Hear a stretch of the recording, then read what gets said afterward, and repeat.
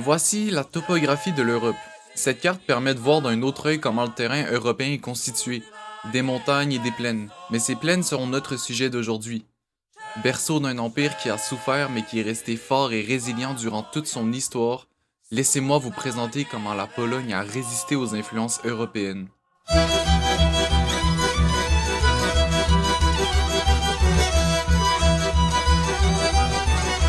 Tout commence réellement vers le 5e siècle, la fameuse période de migration slave.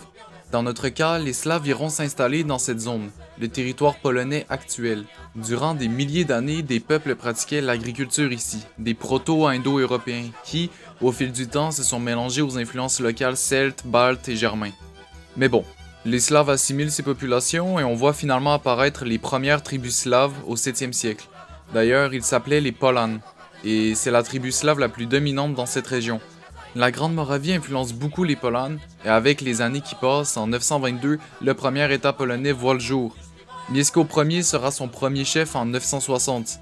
Il est le premier duc des Polanes et consacre ses années de règne à consolider son pouvoir en même temps d'unifier les tribus slaves de sa région, même si certaines se défendent bien contre les Polanes, comme par exemple les Véletes. Bref, nos voisins tchèques concluent une alliance avec les Polanes après un mariage de la fille du duc de la Bohême avec Mieszko Ier. D'ailleurs, c'est en 966 qu'elle adoptera le christianisme, notamment grâce à l'influence de cette fameuse Bohême. Ce tournant fera de la Pologne un État ancré dans l'Europe. C'est comme s'il était certifié par le continent.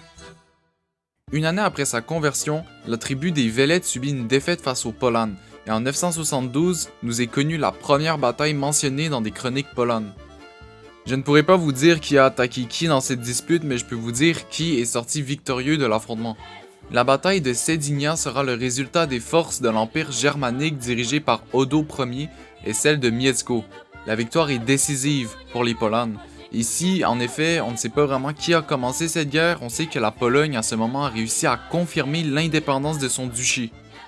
Et je vais faire une mini parenthèse pour expliquer ce qu'est un duché. Vous voyez, on peut séparer tout ça en 4.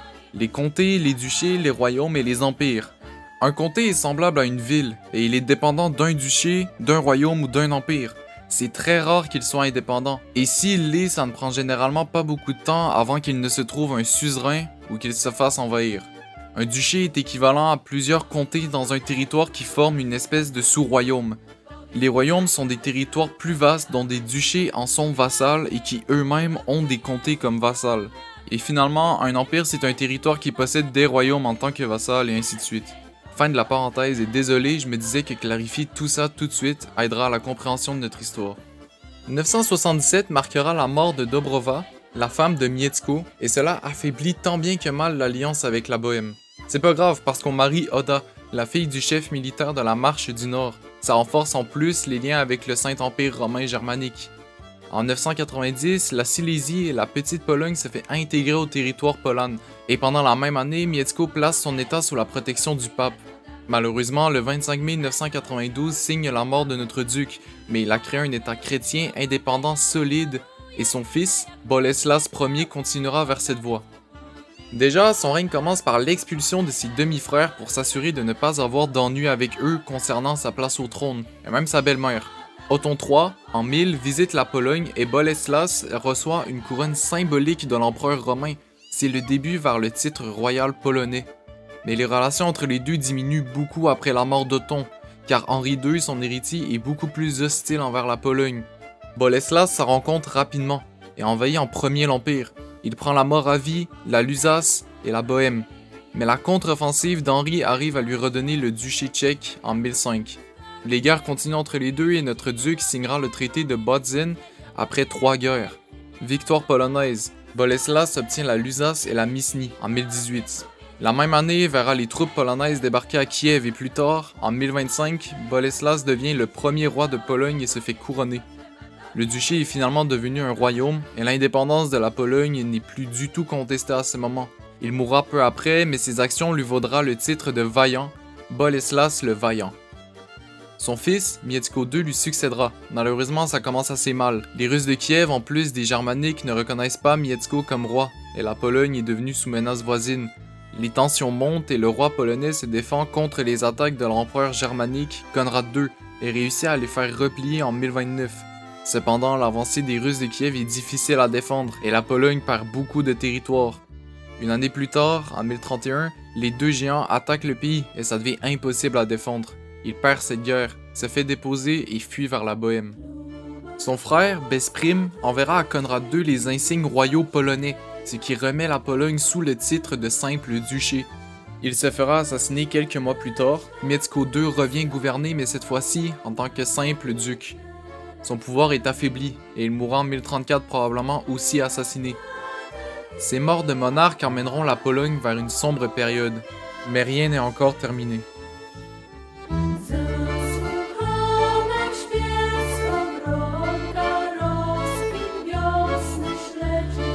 La mort de Mieszko donne la succession à son fils, Casimir. Seulement, sa jeunesse l'empêche pour le moment d'asseoir son pouvoir, et donc l'aristocratie en profite et des conflits éclatent entre eux pour prendre la place de notre jeune duc. Toutes ces querelles mèneront la Pologne dans l'anarchie, et à ce moment il n'y a personne pour calmer le jeu, car Casimir est parti en exil. Le pays se révolte contre la noblesse et l'Église catholique. Beaucoup de païens locaux et d'esclaves ravagent les églises et tuent les prêtres. La Pologne est en feu à ce moment. Les 4 années d'instabilité totale sont arrivées aux oreilles de Bretislav, duc de Bohême. Et donc, en 1038, il lance son invasion en Pologne. Énormément de terres sont prises par les Tchèques et beaucoup de villes importantes se font piller et dévaster, comme Gniezno ou Poznan. Finalement, Casimir revient de son exil à l'ouest, et en force.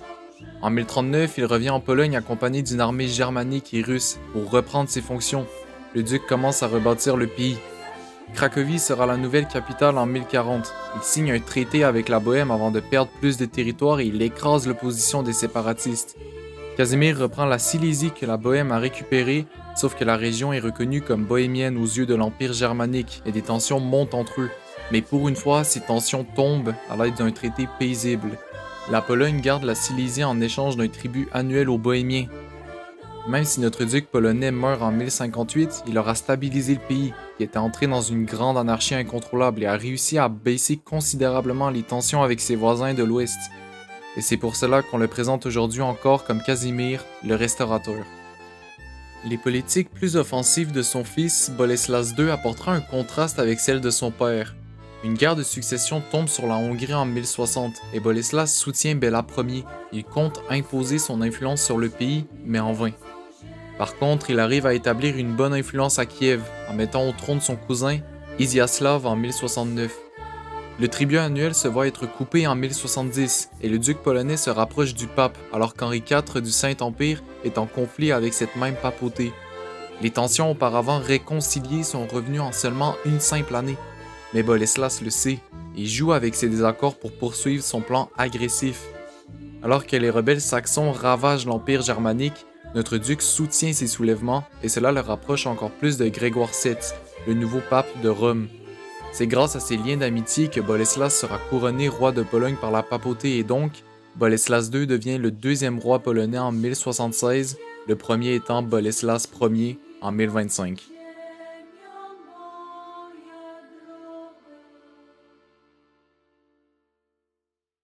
Cependant, si cette politique plus directe envers ses voisins s'est avérée être un succès, l'année après son couronnement sera le début de sa chute.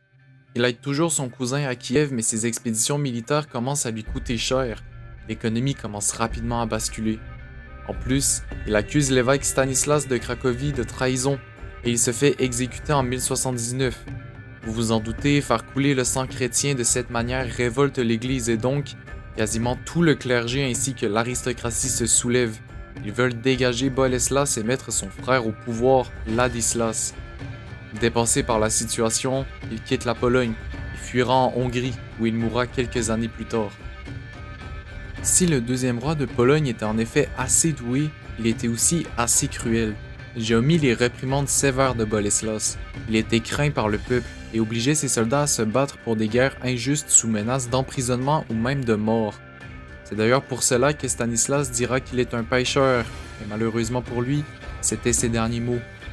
Ladislas s'installe au trône grâce à la noblesse et le clergé. Il leur doit beaucoup. C'est cette même pression qui redonnera le titre de duché à la Pologne. Le pays devient un vassal au Saint-Empire. Il reste très neutre durant son règne, mais sa passivité lui fera payer le prix fort. Il regagne l'amitié du pape, détruite par son frère, mais Ladislas se remet à payer les tributs aux Bohémiens. Des tensions émergent en 1086 car le fils de Boleslas II revendique le trône, mais est assassiné 3 années après. N'ayant aucune réelle consolidation dans son duché et étant en permanence sous pression noble, Ladislas est contraint en 1097 de partager son pouvoir avec ses 2 fils, Boleslas III et Zbigniew. C'est alors que le pays est séparé en 3 parties, et ces 3 parties ne s'aiment pas. Ladislas meurt sans avoir donné aucune gloire à la Pologne en 1102. Il a peut-être réussi à se rapprocher de l'Église et de l'Empire germanique, mais le résultat n'en valait clairement pas la peine.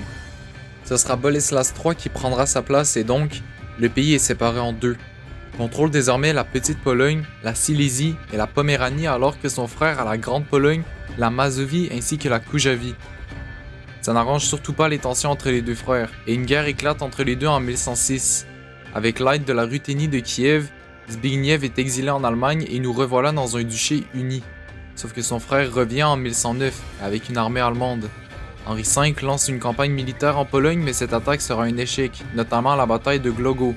Une escarmouche dont même les habitants de la ville se sont battus férocement contre les envahisseurs. Suite à cette guerre, Zbigniew se fait aveugler et emprisonné par Boleslas. Il mourra quelques années après en 1111. Le duc polonais continuera son règne en conquérant le reste de la Poméravie en 1123 et a apaisé les tensions avec le Saint-Empire à l'aide d'un tribut annuel. Boleslas mourra en 1138, mais a dirigé avec efficacité la Pologne. Sa seule erreur sera de répartir son territoire avec ses fils dans son testament, et cette division fait entrer la Pologne dans une ère très compliquée.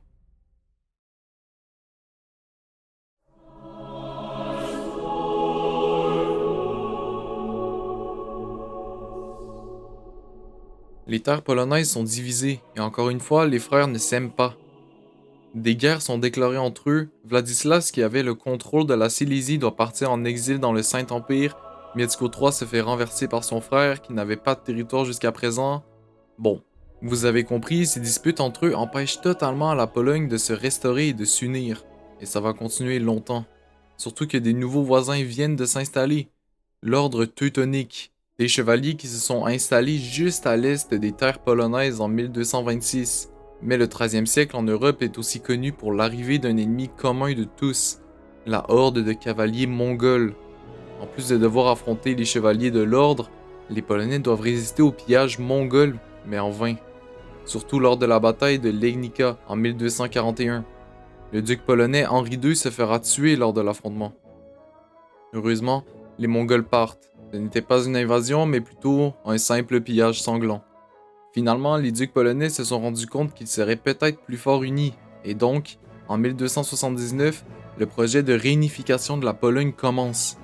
Ça fonctionne bien, même qu'un nouveau roi de Pologne émerge, mais se fait assassiner l'année d'après. Mais ce ne sera pas le cas de Vladislas Ier.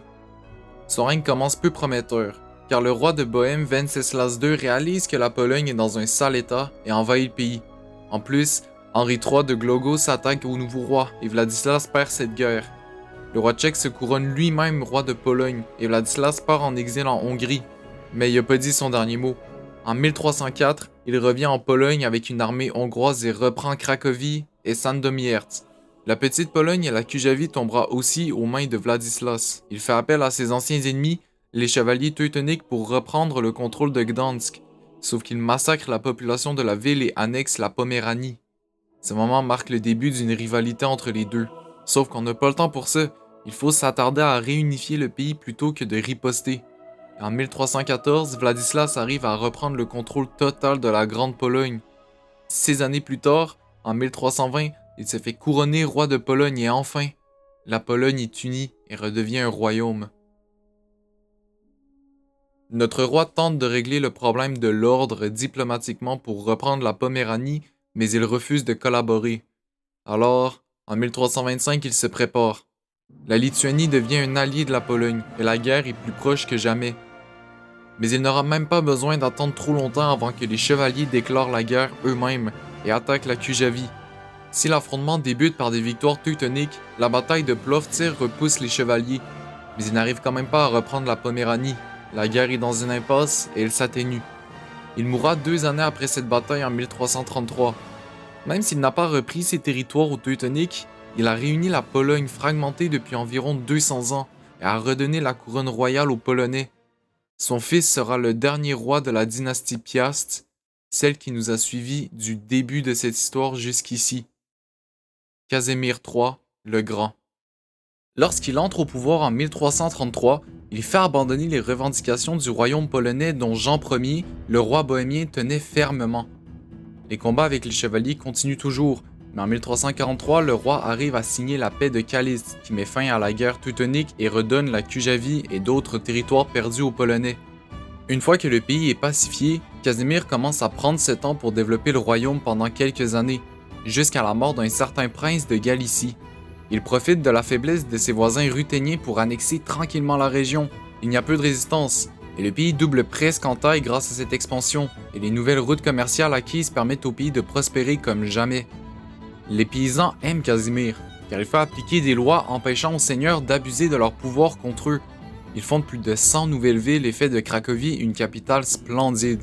Les Juifs sont les bienvenus en Pologne, et donc, le pays devient un des seuls, si ce n'est pas le seul refuge pour les Juifs en Europe.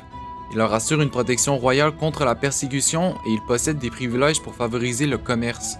L'une des plus anciennes universités de l'Europe se fait construire à Cracovie en 1364 et cette institution permettra à préparer le pays pour sa renaissance.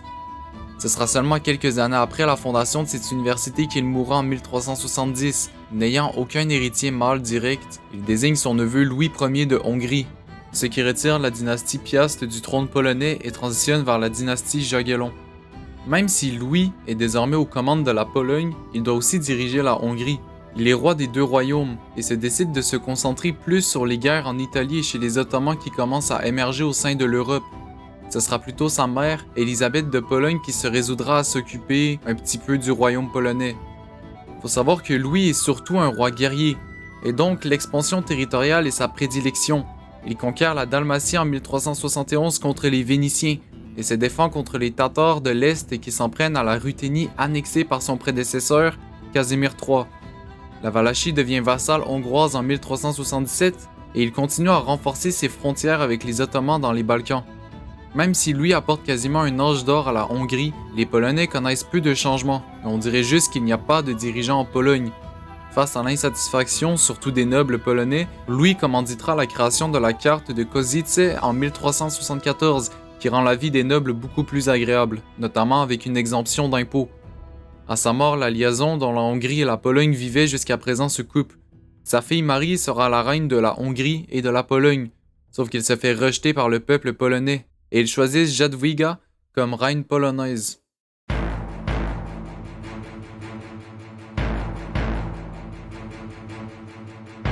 Clairement, la Pologne ne veut pas entendre parler d'influence hongroise, et Jadwiga est au courant.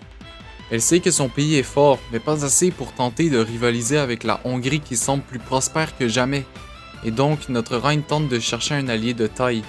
De plus, les chevaliers teutoniques sont toujours une menace, et la Pologne ne peut pas régler ses différends avec ses voisins seuls. C'est alors qu'elle se tourne vers la Lituanie. Elle se marie avec Vladislas, le duc de Lituanie. Ce mariage crée une nouvelle union en 1385, l'union de Pologne-Lituanie, et désormais, le pays devient une grande puissance de l'Europe. Même si le règne actif de Jadwiga semble terminé maintenant que le pays est sous un dirigeant mâle, c'est faux. La reine dirige personnellement les négociations au sein du royaume et s'occupe même des conflits internes dans celui-ci. Elle reprend la Ruthénie que la Hongrie a repris aux Polonais lors de la liaison en 1387 et se fait aimer par son peuple. Malheureusement, il mourra peu après en 1399, à 25 ans seulement, alors qu'elle donnait naissance à sa fille. Non seulement Jadwiga était la première femme au trône de Pologne, mais en plus, elle a fondé une union au sein de l'Europe qui n'a que fait progresser la Pologne dans sa prospérité, en moins de 16 ans de règne. Son mari officialisera l'implantation de sa dynastie au sein de l'Union, celle de Jagiellon. Les chevaliers allemands n'ont plus leur mot à dire maintenant que le royaume devient 100% chrétien. Les tensions qui émergent dans le pays se font dissoudre, mais Witold, le cousin de Vladislav, arrive à obtenir une partie du pouvoir en Lituanie en tant que duc. Mais le pays reste tout de même uni. L'ordre teutonique commence à se sentir menacé car la Prusse est encerclée, et une guerre éclate. L'une des plus grandes batailles du Moyen Âge, celle de Grunwald. Vladislas et son cousin Witold apportent une armée polo-lituanienne pour affronter les chevaliers de l'ordre. La bataille se termine par une victoire décisive et sans égale pour les forces de l'Union, même que le grand maître Ulrich von Jungingen est tué au combat. Cette guerre met les chevaliers en déclin, et il ne semble pas pouvoir créer de menace directe avec Vladislas pour un long moment. Il continuera son règne en s'assurant une succession directe et en consolidant son pouvoir et celui des nobles polonais et lituaniens. Il mourra en 1434. Ladislas III prendra la place royale. Il monte au trône à 10 ans, et son règne sera symbolique pour la Pologne et même toute la chrétienté. On commence avec une énorme opportunité de faire de l'Europe son empire.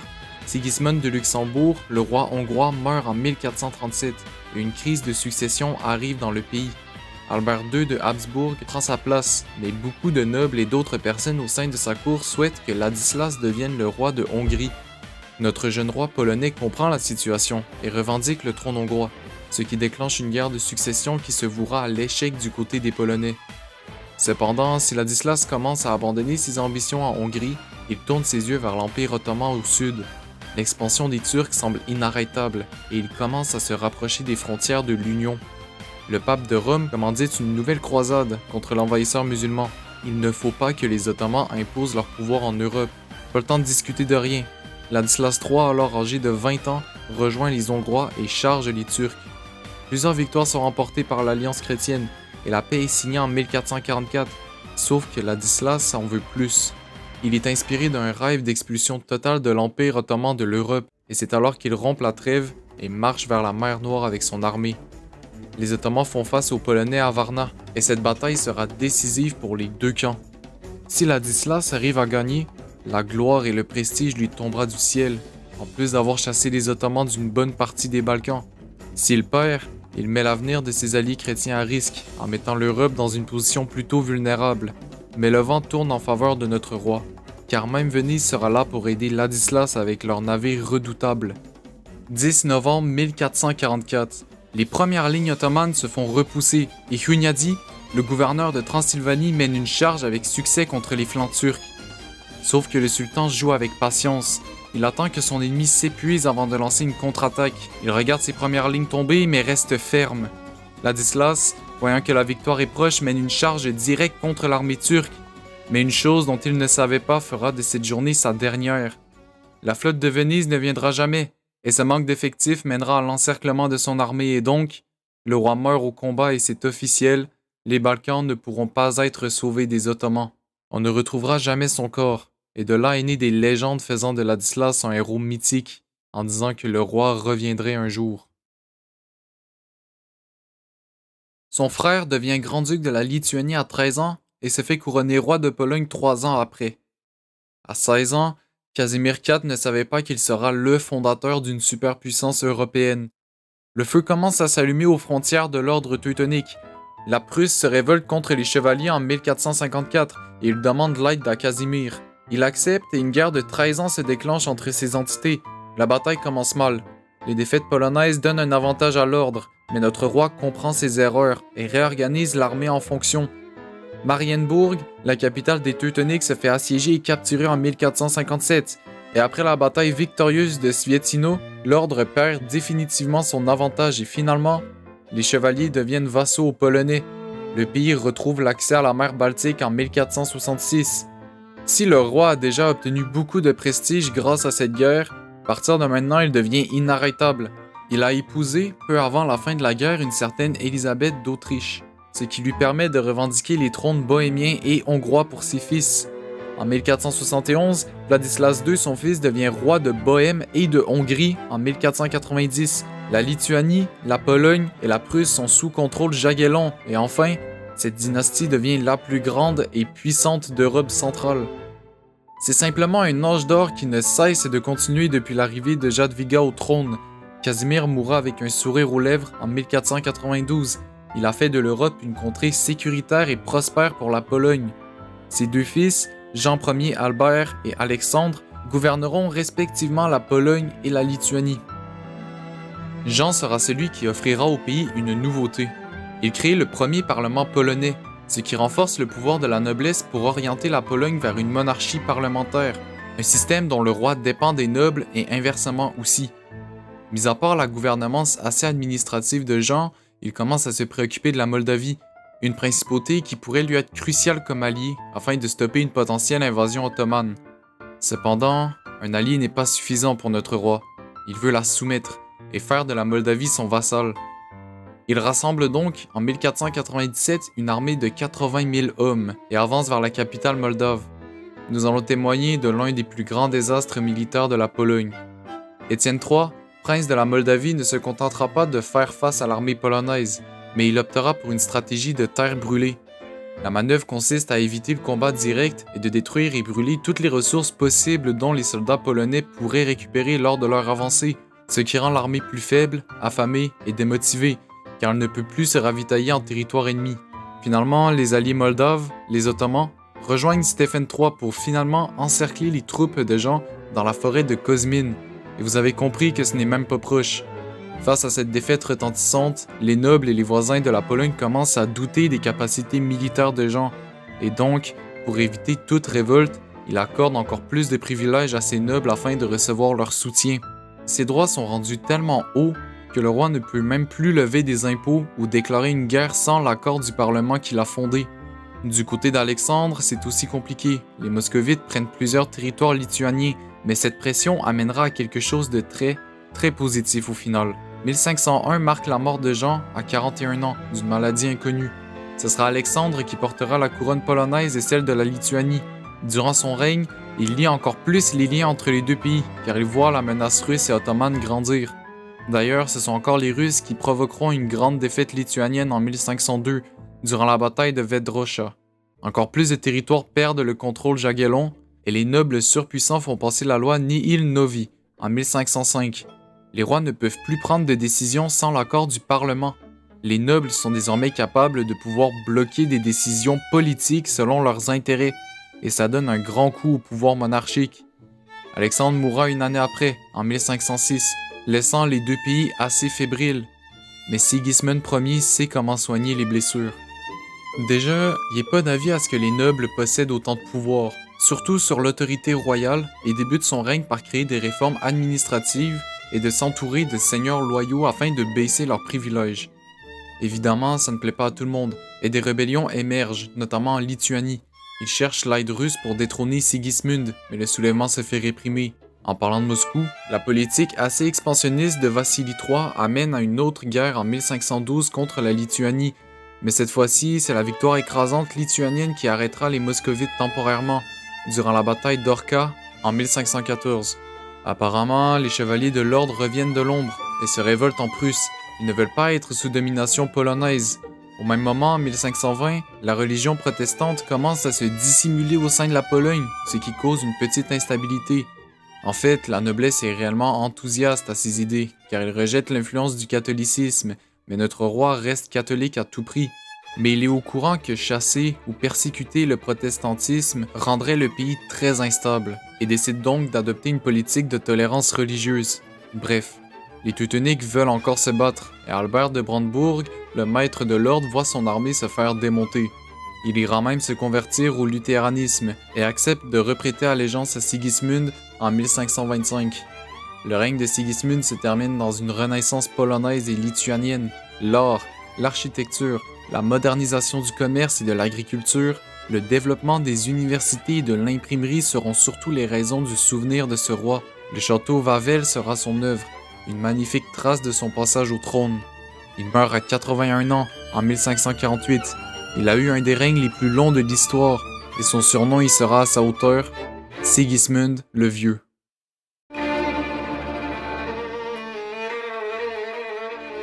Son fils, Sigismund II, sera en conflit avec la noblesse dès son arrivée au trône, surtout à cause d'un certain mariage. Barbara Radziwiłł est une noble lituanienne dont notre roi souhaite épouser. Sauf que les seigneurs polonais craignent que ce mariage rend la noblesse polonaise plus enclin à devenir impuissante. Ils ne veulent pas se faire influencer par la noblesse lituanienne et même la mère de Sigismund s'y oppose. Tout cela amène au décès de Barbara en 1551. Le roi polonais soupçonne grandement sa mère et les nobles de sa cour d'avoir orchestré sa mort. Son décès affecte énormément Sigismund, et il se promet de ne plus jamais se marier depuis. Il garde la tête haute, et ne condamnera personne à tort pour la mort de sa femme. Il souhaite le meilleur pour la Pologne. Les guerres qui hantent la Lituanie depuis des années contre la Moscovie commencent à affaiblir le duché, et notre roi commence à mettre son coup de maître à l'œuvre. 1569 signe un moment clé dans l'histoire polonaise, et également lituanienne. Vous voyez, l'union dont Jadwiga a créé avec la Lituanie était une affaire de famille. Ce sont les membres de la dynastie Jagiellon qui gouvernent la Pologne et la Lituanie de manière distincte. Mais comme on l'a vu, plusieurs fois les deux pays étaient sous l'autorité d'un seul roi. Les deux pays sont séparés, et ça mène souvent à un manque de contrôle sur les deux régions, sachant également que les lois ne sont pas les mêmes au sein des deux contrées. On en a bien la preuve avec les conquêtes russes de Lituanie. Les Polonais n'ont pas le temps de s'occuper du militaire lituanien. Si la solution de ce problème semble être de couper la liaison et garder nos deux pays distincts, Sigismund est beaucoup plus ambitieux et fait signer la création d'une nouvelle entité en Europe. C'est la signature de l'Union de Lublin qui fera de la Lituanie et de la Pologne une seule et même nation, la République des deux nations.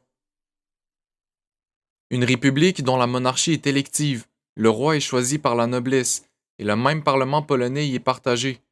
Jean Ier Albert a réellement changé la politique complète de l'État en fondant ce conseil, pour le meilleur et pour le pire. Ça n'empêche pas aux voisins moscovites de déclarer la guerre au nouveau pays, et de s'en prendre à la Livonie. Mais ce n'est pas la même chose qu'avant. Les Russes perdent cette guerre, et ça les freine violemment dans l'avancée d'Ivan le Terrible. Si nous laissons les guerres de côté et observons à quoi le pays ressemble, c'est impensable pour l'époque.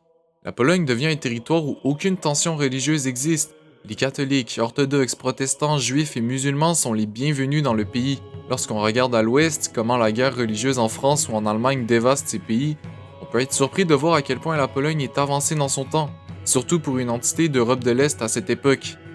Par contre, il y a aussi un grand défaut qui traînera longtemps au sein du pays, la noblesse.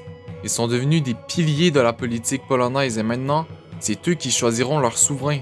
Et en plus, Sigismund commence à vieillir, il n'a pas d'enfant, on se rappelle de son dernier mariage, il ne veut rien savoir.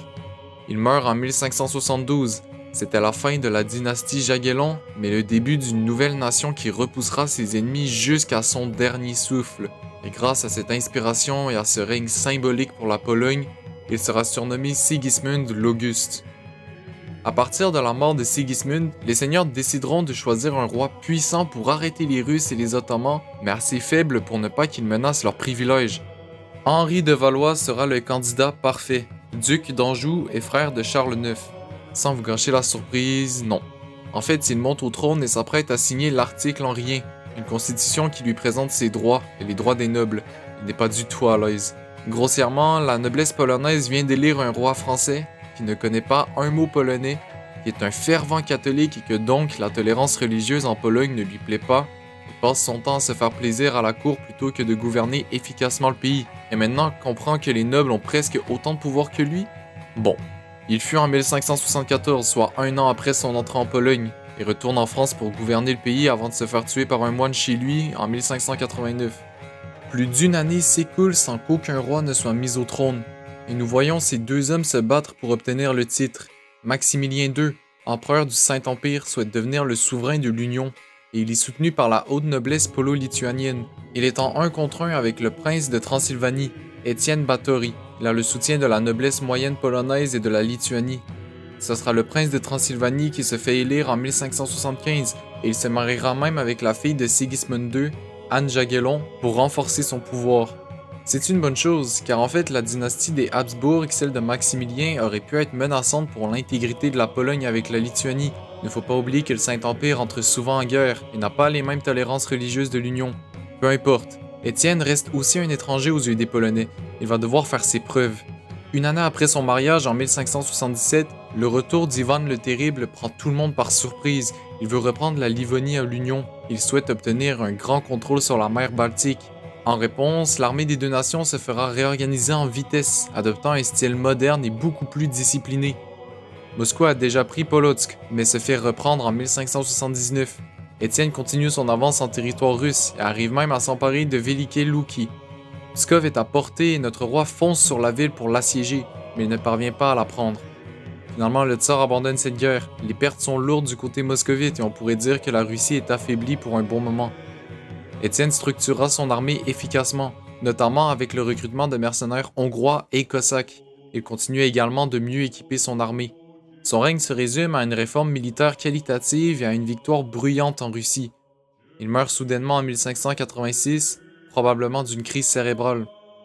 On peut commencer à douter du Parlement noble après sa mort car l'élection est pour la deuxième fois assez compliquée. Cette fois-ci, c'est Maximilien III, le fils du deuxième qui veut prendre le pouvoir contre un certain Sigismund III Vasa, prince de Suède. Pour une fois, l'électeur du Saint-Empire perd, mais il envoie son armée à Bytchina pour revendiquer le trône. Il se fait capturer et perd sa revendication. Sigismund démarre son règne solidement. Il hérite du trône nordique en 1592, mais impose des réformes religieuses qui vont contre son peuple protestant. Il tente de remettre en place la domination catholique, mais se fait renverser par son oncle, et une longue guerre éclate à cause de ça. Mais on n'a pas le temps de foncer sur les Suédois, car Sigismund trouve une faille chez les Russes, maintenant qu'ils sont affaiblis avec la mort d'Ivan. Grande victoire polonaise. Moscou se fait prendre en 1610 et le fils de Sigismund devient tsar russe. Mais les révoltes assez persistantes dans le pays font chasser les Polonais et Vladislas perd son trône au profit de Michel Romanov. Sans attendre, on retourne vers la Suède pour affronter l'oncle de notre roi. Malheureusement, 1629 signe la paix après la défaite polonaise. Son ambition lui fera même tenter de renverser le pouvoir noble pour remettre en place la monarchie héréditaire, mais finit par mourir en 1632. Par quelconque fruit du hasard, son fils lui succédera tout de même, Vladislas IV, celui qui est en Russie, et affronte encore les Russes à l'est. Ils subissent encore une défaite, et Smolensk est définitivement sous contrôle polonais. Il reprend les territoires perdus face aux Suédois et continue les réformes militaires d'Étienne en s'inspirant des Français et de ses voisins nordiques. Les Tatars de Crimée, vassaux des Ottomans, lancent plusieurs raids sur les territoires de la République sans succès, mais notre roi veut riposter contre les Turcs. Par contre, c'est la noblesse qui empêche Vladislas de déclarer la guerre contre les Ottomans, et il mourra peu après, en 1648. L'envahisseur russe et suédois rendent le règne des rois de l'Union irritable. Ça ne s'arrête jamais. En plus, les révoltes des Cosaques en Ukraine commencent à devenir intraitables, et on est peut-être en train d'assister au déclin polonais. Jean II verra le pays s'affaiblir devant lui, et restera impuissant face à la dévastation qui est à venir, le déluge. En 1655, la Pologne sera en conflit avec les Russes, les Suédois, et même sa propre noblesse qui trahit Jean pour faire asseoir le roi de Suède au trône. Même si une défense assez symbolique toujours aujourd'hui reste dans les mémoires, en fait la Pologne est rapidement submergée. Beaucoup de territoires se font prendre par l'ennemi, et la Prusse redevient souveraine avec le traité de Wechlow. Kiev, Smolensk et une grande partie de l'Ukraine retournent aux mains des Russes, et la noblesse en profite pour tenter de renverser le roi élu. Il abdicte et part en exil en France, laissant le pays dans un chaos autant interne qu'externe. Je plains son successeur qui devra faire face à tous ces problèmes. On est rendu déjà assez loin de l'âge d'or polonais. Michel Ier se fait élire, car il est assez malléable pour les nobles, ils peuvent en faire ce qu'ils veulent de lui. Il est tellement malléable que la loi qui s'intitule Liberté dorée enlève totalement l'autorité royale, et donc le royaume est simplement ingouvernable. Les seigneurs se battront entre eux pour le pouvoir, et ça met le pays dans une vulnérabilité inimaginable, et ça, tout le monde le voit. Les Ottomans avancent autour de la mer Noire et profitent de l'anarchie en Pologne pour déclarer la guerre en 1672. Une défaite catastrophique. C'est le simple terme pour définir le résultat de la guerre. Il y a bien le général Jean Sobieski qui arrive à remporter une grande victoire contre l'envahisseur, à Tchokim, mais c'est obscurci par la victoire ottomane, qui contrôle désormais la Podolie. Le triste règne de Michel se fait oublier. Il meurt suite à la victoire ottomane, son règne est un échec complet. Est-ce que c'est de sa faute? Pas vraiment, mais on va en reparler vers la fin de notre grande histoire. Ce sera le héros de la bataille de Tchokim qui est élu roi de Pologne, Jean Sobieski. C'est un général de guerre doué, et il entre au pouvoir avec comme conviction de protéger la Pologne des Russes et des Ottomans. Sauf qu'en fait, le roi déclare la guerre aux Ottomans en 1674, soit même pas une année après son ascension au trône, et il gagne. Il récupère les territoires pris par les Ottomans, et son prestige grandit énormément grâce à cet exploit. Les années passent et la Pologne se porte correctement, en tout cas extérieurement. La noblesse continue toujours à affaiblir le pays, mais Jean arrive quand même à garder l'union forte aux menaces voisines. Et puis 1683 arrive. L'Empire ottoman lance sa campagne militaire cherchant à assiéger Vienne en Autriche. Léopold Ier, l'empereur du Saint-Empire, demande l'aide à Jean pour repousser l'envahisseur, qui est d'ailleurs en train de marcher vers la ville avec une armée de 100 000 soldats. Notre roi accepte, et ce sera le commandant de l'armée polonaise, hongroise et autrichienne. Et ici arrive un moment dans l'histoire très connu et qui reste dans les mémoires, la charge des hussards ailés. Environ 3000 cavaliers polonais légendaires chargent les Ottomans et, avec l'aide du reste de l'armée, la menace turque se replie dans la fameuse bataille de Vienne. Jean marque l'histoire polonaise et européenne grâce à ce sauvetage miraculeux. Il sera surnommé le sauveur de l'Europe. Il rejoint le roi de Varna dans son prestige. Le seul problème qui vient après cette bataille, c'est la Pologne. En fait, le pays s'allie avec la Russie, l'Autriche et Venise pour continuer de repousser les Ottomans du continent, mais notre Pologne ne gagne pas réellement de gains territoriaux. L'Autriche devient une puissance voisine grandissante. Même chose pour la Russie, mais la Pologne reste coincée entre ces superpuissances. Surtout qu'il ne faut pas oublier la noblesse qui désormais ont un droit de veto face à tout et n'importe quoi. Un seul noble peut bloquer une décision dont tout le monde adhère, et ça replonge le pays dans une anarchie. Le roi meurt en 1696. C'était le dernier espoir de rendre à la Pologne sa gloire.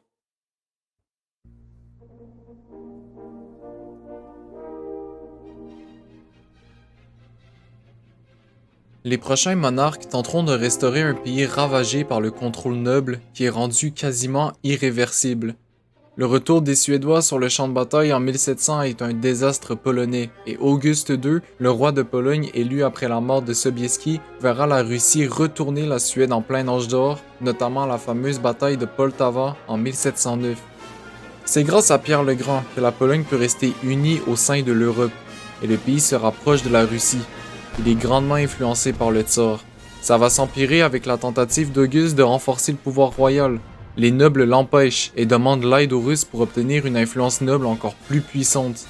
À ce moment, la Pologne est presque un protectorat russe. La réforme de Pierre, grâce à la noblesse de la République, réduit l'armée polonaise à 24 000 hommes et Auguste perd complètement son autorité sur le gouvernement. À sa mort, les Russes lanceront une invasion sur le pays pour imposer leur contrôle, en plaçant au trône Auguste III en 1738. Le moment où Auguste monte au pouvoir signe la fin lente et douloureuse de la République des deux nations. Les seigneurs influencés par les Russes, les Autrichiens et maintenant la Prusse, qui est devenue une puissance rivale, bloquent toutes les réformes du roi à l'aide du veto, et nos voisins commencent à planifier notre futur. Il mourra en 1763, laissant sa place au dernier roi de Pologne, Stanislas II. Lui aussi s'est fait mis au trône par Moscou, mais est assez différent des autres dirigeants que nous avons parcourus. Il est un adhérent aux idées des Lumières et des sciences. Il fondera même la première institution d'éducation moderne d'Europe, la Commission de l'éducation nationale en 1733. Ses ambitions modernistes sont menaçantes pour la noblesse et la Russie, car la Pologne doit rester faible pour être malléable. Une révolte noble éclate, et les Russes en profitent pour les écraser et gagner du terrain en même temps dans la République. Mais c'est fini en fait, rendu-le. La pression de nos voisins, en plus de notre faiblesse, nous oblige à nous soumettre à eux. En 1722, le pays est partagé entre nos voisins, la Russie, la Prusse et l'Autriche. Plus de 200 000 km² disparaîtront du contrôle polonais. Stanislas crée une constitution comme dernière tentative de restaurer le pays, et il y arrive. Le veto est aboli, et le pouvoir royal ainsi que l'armée se fait renforcer. La monarchie élective disparaît pour la remplacer avec une monarchie constitutionnelle. Malheureusement, non. Catherine II envoie son armée en Pologne et déchire cette constitution. Cet événement amènera la Pologne dans son deuxième et finalement troisième partage de territoire en 1795. La Pologne est définitivement rayée de la carte, son territoire étant déchiré entre l'Autriche, la Prusse et la Russie. La Révolution française de Napoléon fera réapparaître le pays en tant que duché de Varsovie et sa population se bat avec enthousiasme aux côtés du général. Tout le monde polonais souhaite sortir victorieux de l'invasion de la Russie, mais la campagne tourne au désastre et le duché disparaît et retourne sur le contrôle de Moscou. Il va falloir attendre dans la répression et le manque de liberté la montée du nationalisme polonais, et on est déjà aux portes de la Grande Guerre de 1914. La Pologne se battra pour son indépendance durant la guerre, et à sa fin, Józef Piłsudski prendra tête du pays en 1918 et proclame l'indépendance polonaise, mais il faut se battre pour cette liberté. L'armée rouge marche vers le pays, mais se fait arrêter, et le traité de Riga est signé donnant au pays la Biélorussie occidentale et l'Ukraine occidentale. Le pays entre dans un chaos politique, et en 1939, l'URSS et l'Allemagne attaquent le pays simultanément. Les Polonais n'avaient aucune chance, et le pays est encore une fois partagé. Sous domination de ces deux nations, la Pologne souffrira beaucoup. Du côté nazi, Ce sont des exécutions et des déportations massives qui voient le jour. Des camps de concentration sont instaurés, dont le plus tristement connu, Auschwitz. Les familles juives habitant en Pologne depuis déjà très longtemps subissent un génocide, et ça ne se passe pas mieux du côté soviétique. Une purge est ordonnée par Staline, et la répression est similaire à celle d'Hitler, sauf qu'on se fait déporter en Sibérie à la place. Lors de l'invasion nazie de l'URSS, la Pologne est complètement à la merci du Führer, et l'Holocauste commence. L'extermination juive préméditée est inarrêtable. Beaucoup de soulèvements ont lieu, mais se font écraser, notamment celle d'octobre 1944. Plus de 200 000 civils se font massacrer, et Varsovie se fait complètement anéantir. La chute de l'Allemagne nazie en 1945 marque la nouvelle domination soviétique en Pologne et donc la mise en place du régime communiste. Révoltes et grèves émergent, mais se font réprimer. Et finalement, le pays renverse le communisme pacifiquement en 1989, et la Pologne devient démocratique. Les exécutions massives et les déportations en Pologne sous le règne nazi se comptaient à 6 millions d'individus. Et pour la répression soviétique, 2 millions. On reconstruit le pays, on rejoint l'OTAN en 1999 et l'Union européenne en 2004. Et maintenant, le pays est devenu l'un des plus sécuritaires d'Europe. Et surtout, et finalement, la Pologne est enfin en paix. Maintenant qu'on connaît son histoire et qu'on regarde à quoi ressemble le pays aujourd'hui, c'est réellement disproportionné. On peut se poser un tas de questions sur son passé. Est-ce que la Pologne aurait dû écarter les nobles du pouvoir pour éviter un chaos politique? Est-ce que former une république ambitieuse comme celle des deux nations était une erreur? Peut-être que le pays n'a pas trouvé le bon endroit pour se développer et mérite d'avoir défendu ses terres pour la quasi-totalité de son existence. On ne le saura jamais, mais c'est ça qui est beau avec l'histoire. Merci infiniment d'être resté jusqu'au bout. La Pologne a une documentation historique tellement riche, ce qui a fait de cet épisode le plus long à faire. Je ferai ma prochaine vidéo sur un pays mineur comme j'ai l'habitude de traiter, mais survoler l'histoire de la Pologne était un réel plaisir. Quel beau pays et quelle belle culture. Je mettrai seulement les sources majeures utilisées dans la description, ainsi que les musiques. C'était Azarim, au revoir.